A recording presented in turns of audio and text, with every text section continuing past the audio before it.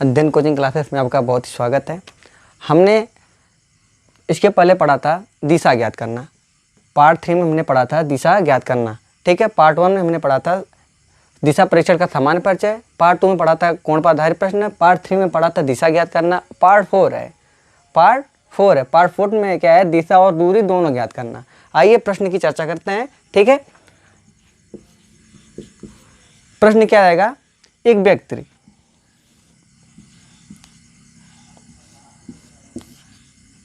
है, वो पूरब दिशा की ओर या उत्तर दिशा की ओर या दक्षिण दिशा की ओर या पश्चिम दिशा की ओर कोई भी दिशा देगा। मैं मान रहा हूँ एक व्यक्ति है पूरब दिशा की ओर चल रहा है, एक व्यक्ति है पूरब दिशा की ओर चल रहा है।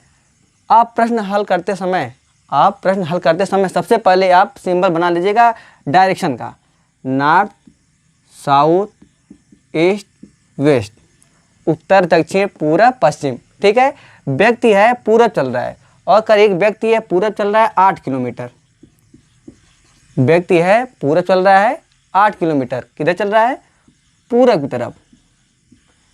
फिर वह बाएं मुड़ता है। मैंने चर्चा किया था, इसके पहले वाले वीडियो में चर्चा किया था और पार्ट 1 में भी चर्चा किया था दाएं बाएं का। वह बाएं मुड़ता है, बाएं मतलब ऊपर, और 5 किलोमीटर चलता है,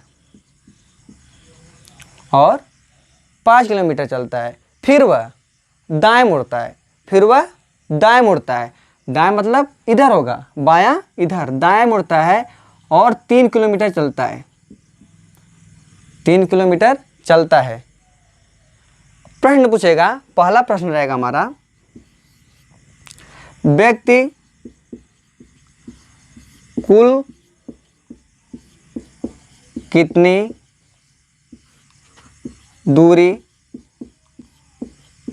तय की। व्यक्ति कुल कितनी दूरी तय की, पहला क्वेश्चन है, पहला। दूसरा है, व्यक्ति का चेहरा किस दिशा में है, किस दिशा में है। फिर तीसरा प्रश्न है, प्रारंभ से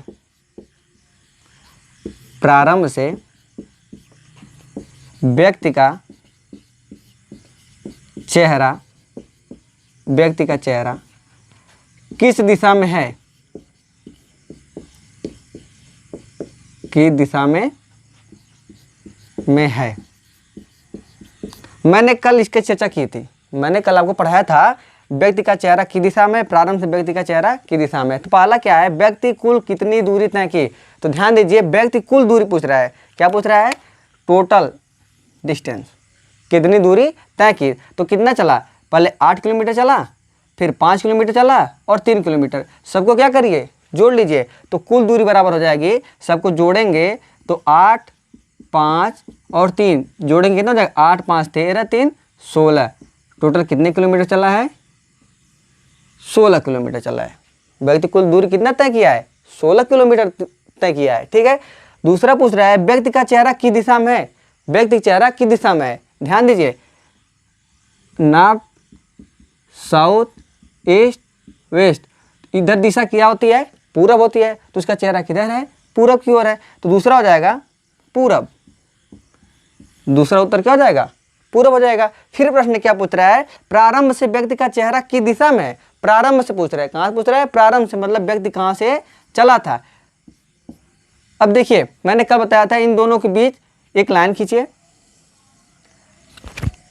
प्रारंभ से व्यक्ति यहाँ पर है ना, तो इन दोनों के बीच नॉर्थ साउथ ईस्ट वेस्ट, इन दोनों के बीच कौन सी दिशा होती है। मैं आज फिर एक बार चर्चा करता हूँ, दिशाएं 4 होती हैं, और 4 उपदिशाएं होती हैं। उपदिशाएं 2 दिशाओं के बीच में होती है। तो नॉर्थ और ईस्ट के बीच में क्या होगा, नॉर्थ ईस्ट होगा, मतलब उत्तर पूरब।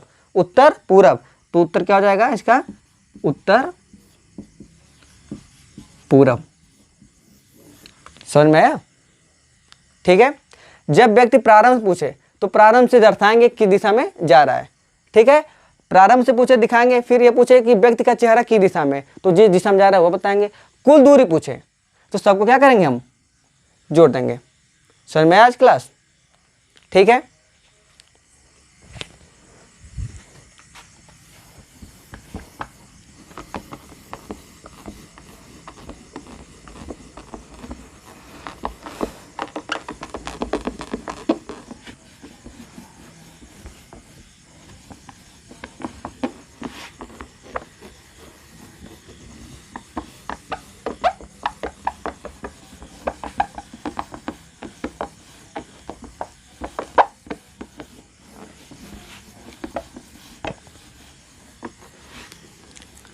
ध्यान दीजिए, जैसे मैं थोड़ी सी त्रिभुज की चर्चा करूंगा क्योंकि यहाँ पे जरूरत पड़ेगी पाइथागोरस प्रमेय की। पाइथागोरस प्रमेय में, पाइथागोरस प्रमेय हमेशा समकोण त्रिभुज में प्रयोग होता है। समकोण त्रिभुज, समकोण त्रिभुज क्या होता है? जिसका एक कोण 90 अंश का हो, एक कोण 90 अंश का हो। तो मान लीजिए ये हमारा ABC एक त्रिभुज है और यह 90 अंश का है। तो हम बता रहे हैं आपको कि यह हमारा होता है आधार, इसे हम कहते हैं आधार, इंग्लिश में इसे बेस कहते हैं। ठीक है, ये आधार है और आधार से संलग्न, आधार से संलग्न भुजा, आधार से संलग्न मतलब जुड़ी हुई, आधार से जुड़ी हुई क्या कहलाएगी? लंब कहलाएगी। ये हमारा क्या हो जाएगा? लंब हो जाएगा। ये क्या हो जाएगी? लंब हो जाएगा। और इन दोनों में जो सबसे बड़ी भुजा होगी, जो सबसे बड़ी भुजा होगी वह क्या हो जाएगा? कर्ण हो जाएगा। वो क्या हो जाएगा? कर्ण हो जाएगा। ध्यान दीजिए, वो क्या हो गया? कर्ण हो गया। तो पाइथागोरस प्रमेय आपको बता रहा हूं मैं। पाइथागोरस प्रमेय क्या है कि अगर यह दोनों लंबाई दी है तो यह लंबाई पूछे, यह दोनों लंबाई दी है तो यह पूछे, यह दोनों दी है तो यह पूछे, तो कैसे ज्ञात करेंगे? इसलिए पाइथागोरस प्रमेय आपको देता है एक फार्मूला। पाइथागोरस फार्मूला है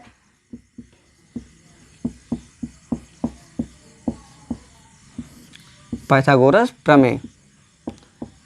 पाइथागोरस प्रमेय क्या होता है?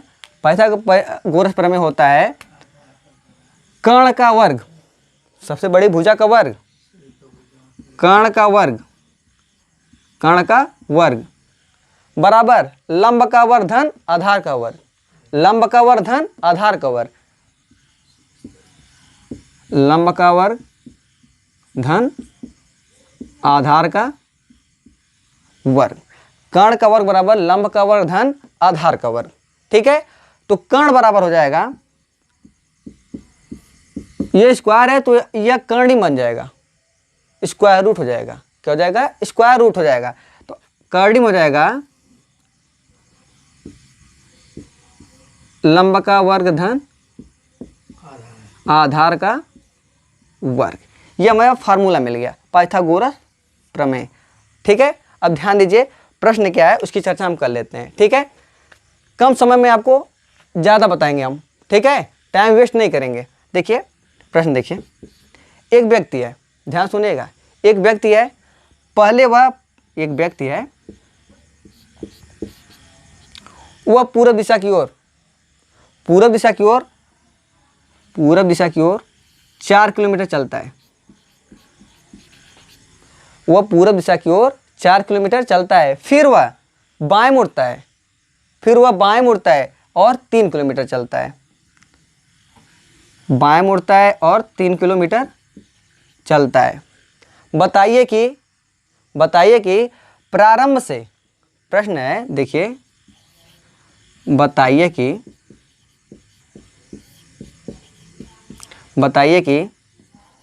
प्रारंभ से व्यक्ति कितनी दूर स्थित है? पहला प्रश्न है। दूसरा प्रश्न है, व्यक्ति प्रारंभ से किस दिशा में स्थित है? किस दिशा में स्थित है?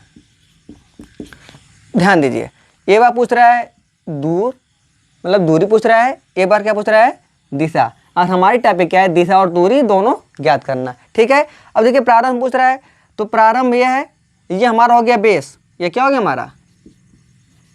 बेस मतलब आधार। ये हमारा हो गया लंब। अब ध्यान दीजिए, यह हमारा क्या होगा, कर्ण होगा, क्योंकि यह प्रारंभ से पूछ रहा है, मिलाएंगे ना, प्रारंभ से पूछ रहा है तो मिलाएंगे। अब देखिए प्रारंभ से पूछ रहा है, ये पूछ रहा है, कर्ण पूछ रहा है। अब कर्ण क्या कर रहा है, पूछ रहा है कि क्या होगा, प्रारंभ से कितनी दूर है। ठीक है, पहले हम दिशा चर्चा कर लेते हैं। दिशा, व्यक्ति का प्रारंभ से किस दिशा में है, प्रारंभ से किस दिशा में है, उत्तर पूरब, उत्तर पूरब, उत्तर पूरब तो होगा ना, तो क्या हो जाएगा इसका उत्तर, उत्तर पूरब। इसका आंसर क्या हो गया, उत्तर पूरब। ठीक है, अब बताइए कि प्रारंभ से व्यक्ति कितनी दूर है। मैंने फार्मूला बताया है, कर्ण मतलब ये कर्ण हो गया ना, यहाँ से पूछ रहा है तो ये क्या हो गया, कर्ण हो गया। तो कर्ण बराबर क्या है, लंब का वर्ग धन आधार का वर्ग पूरे का अंडर रूट। तो क्या हो जाएगा, ध्यान दीजिए, तो कर्ण बराबर हो जाएगा, लंब क्या है 3, 3 का स्क्वायर, आधार क्या है 4, 4 का स्क्वायर, 3 का स्क्वायर 9, 4 का स्क्वायर 16, दोनों को जोड़ेंगे करणी में 25, करणी में 25 का मान कितना होता है 5। कैसे, देखिए करणी में 25 को हम 5 गुणे 5 लिख सकते हैं, स्क्वायर रूट में 2 का पेयर बनाते हैं, यह मैं आगे चर्चा करूंगा। ठीक है, घातांक अंक जब पढ़ाऊंगा तो इसकी मैं चर्चा करूंगा, लेकिन इसका थोड़ा सा प्रयोग यहाँ पे है, इसलिए मैं आपको बता दे रहा हूँ कि स्क्वायर रूट में 2 का पेयर बनाते हैं और क्यूब रूट में 3 का। ठीक है, यहाँ 2 का पेयर बनाए, इसमें से एक ले लीजिए, तो कर्ण हो जाएगा 5 आ गया, कर्ण कितना आ गया 5 आ गया। पूछा है बताइए कि प्रारंभ से व्यक्ति कितनी दूर है, तो प्रारंभ से व्यक्ति कितने दूर है, 5 किलोमीटर दूर है।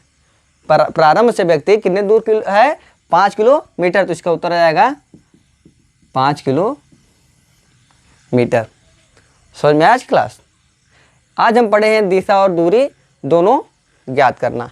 ठीक है, कल प्रश्न पढ़ेंगे हम लोग, आज तो पढ़ लिए दिशा और दूरी ज्ञात करना, हम लोग कल पढ़ेंगे कि, मैं लिख दे रहा हूं, अंतिम दिशा देने पर, अंतिम दिशा दी होगी और प्रारंभिक दिशा पूछेगी। अंतिम दिशा दे देगी कि व्यक्ति एक दिशा में चल रहा है और अंत में किसी दक्षिण पहुंच रहा है, पूरब पहुंच रहा है, उत्तर में जा रहा है, पश्चिम में जा रहा है, वो अंतिम दिशा देगी। हम कैसे प्रारंभिक दिशा ज्ञात करेंगे, कल इसकी हम चर्चा करेंगे। आज क्लास समझ में आई आप लोगों को? ठीक है, अगर क्लास समझ में आई है तो कमेंट बॉक्स में आप जरूर बताइए कि आज क्लास कैसी रही है। ठीक है, समझ में आया आप लोगों को?